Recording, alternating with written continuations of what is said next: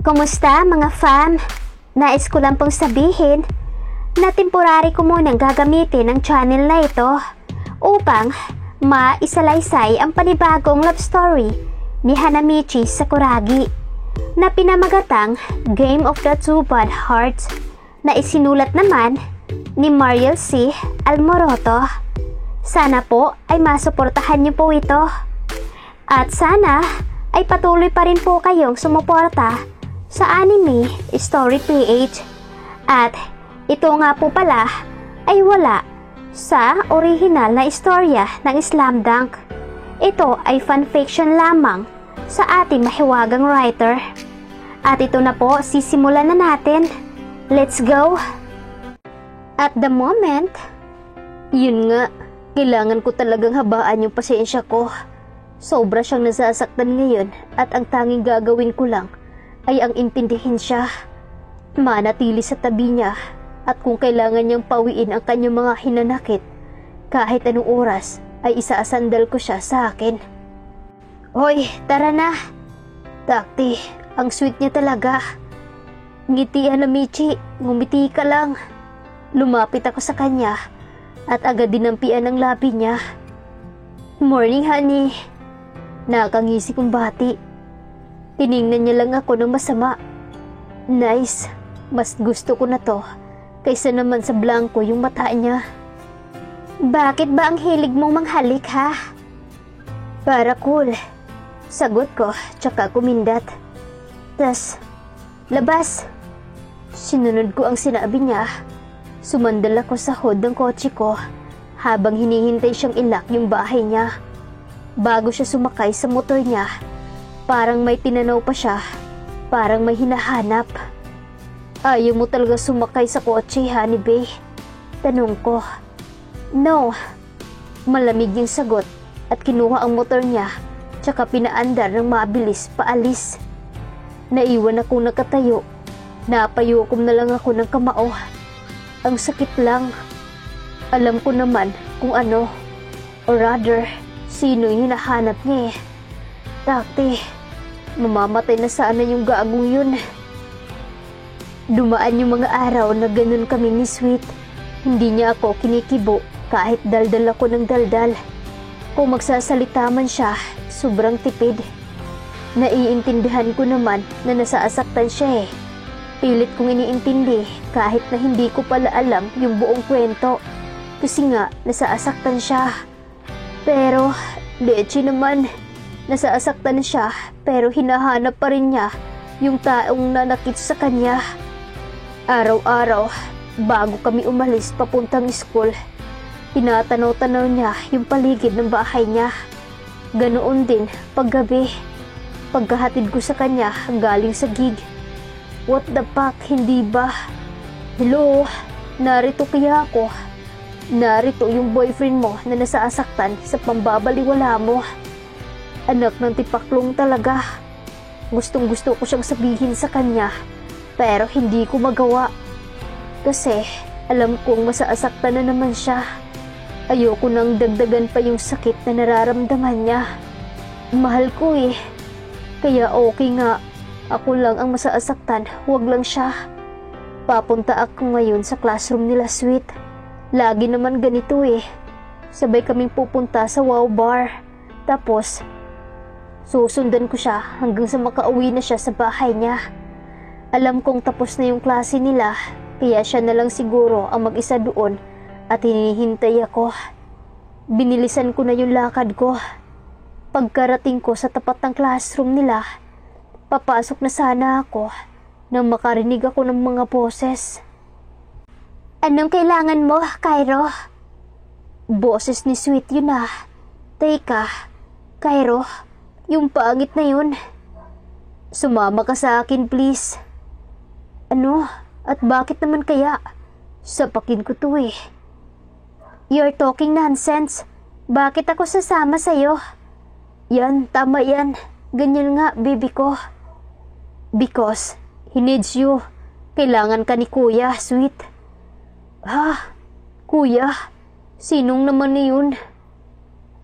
Pakisabi kay Kaide na manigas siya at masunog sa emperno. Kaede, tama ba yung pagkarinig ko? Yung luko-lukong Rukawa na iyon, kuya ng pangit na si Cairo. What? Kaya pala naiirita ako sa pagmumukha niya. Kasi magkapatid pala sila ng hayop na Rukawa na iyon.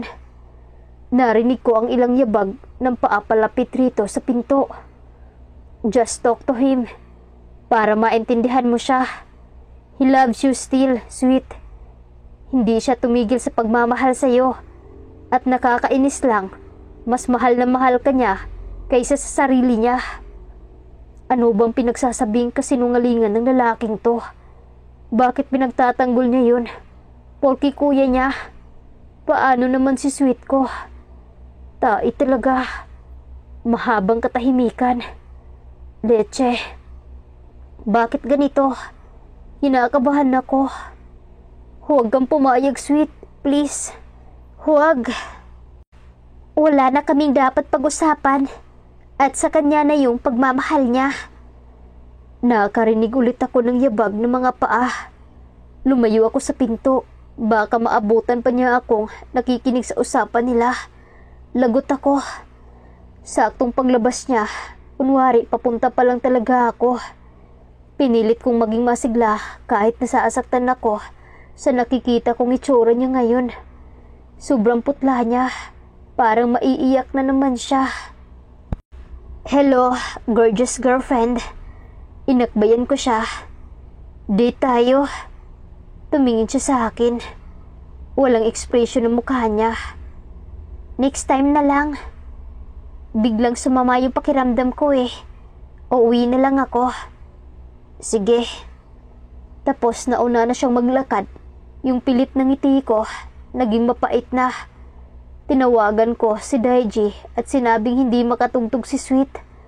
Saktong lumabas naman si Cairo. Pagkababa ko ng phone, sinamaan ko lang siya ng tingin bago ko sinundan si Sweet. Leche lang. Leche talaga. Magkapatid nga sila. Ang sarap upakan. Samantalang, dumaan pa ang ilang araw, wala ni Anino ni Rukawa ang nagpakita pa ulit kay Sweet.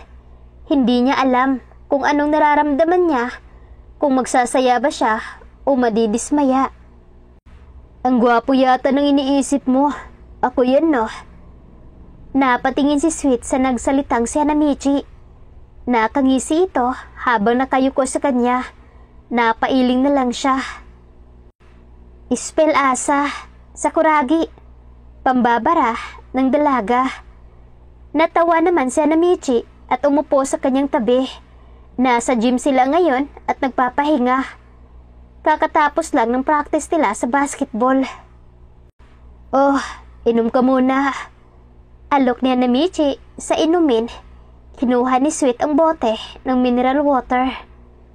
Thanks. Tipid na sabi nito. Makalipas ang ilang sandali, hindi niya narinig si Hanamichi na magsalita. Unusual iyon para kay Sweet. Alam niya at bukod sa pagiging hari ng kababawan, ay hari rin ito ng kadaldalan. Tiningnan niya ito para malaman kung bakit hindi na nagsasalita. Ganun na lang yung pagkabog ng dibdib ni Sweet na makita niyang diretsong nakatingin si Hanamichi sa kanya. Nakipagtitigan din ng dalaga. Hindi batid ni Sweet, pero iba talagang tumitig itong si Hanamichi.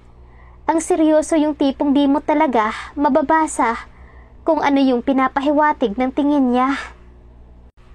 What? Tanong ni Sweet. Nang di nito, matagalan pa ang titig, tsaka ito umiwas ng tingin at uminom. Maya-maya pa ay, may nararamdaman siyang dumampi sa kanyang sa pisngi. Napatingin na naman si Sweet sa kanya. Pinunasan ni Hanamichi ang ilang botel ng pawis na nasa mukha niya. Date naman tayo bukas oh. Nakangusong aya ni Hanamichi ulit sa kanya. Gustong matawa ni Sweet sa itsura niya. Kanina lang, sobrang seryoso ng itsura nito. Tapos ngayon, para siyang bata na nakanguso pa. May naisip naman siyang kalukuhan. Tumigil ka nga sa kakanguso dyan. Seryoso, nagmumukha kang dugong. Sandaling segundo, bago namuo ang pikon sa mukha ni Hanamichi. Loko ah. Agad nagpigil ng tawa si Sweet sa reaksyon niya. Tumayo si Hanamichi at biglang bumalandra yung mukha nito sa harap niya. Sabihin mo nga, paano magmukhang dugong ang ganito kagwapong mukha at ganito ka-cute na nguso ah? Tanong ni Hanamichi na nakanguso ulit. Napatingin na lang ang dalaga sa mukha niya.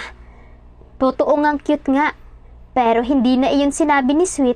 Baka lalo lang itong magyabang. Hindi na lang ito nagsalita pa. Ay, teka, hindi ka pa sumagot. Di tayo bukas ha. Pangungulit pa ulit ni Hanamichi. Nakukulitan na si Sweet sa kanya. Nakakapagtaka ring bakit ba ang kulit nito ngayon? Ano nga kaya ang magiging sagot ni Sweet dito kay Hanamichi? Papayag nga ba ito na makikipag-date dito kay Hanamichi? Kaya ito ang dapat nating aabangan mga fam sa susunod natin na episode. At sa muli, maraming salamat. God bless. Bye!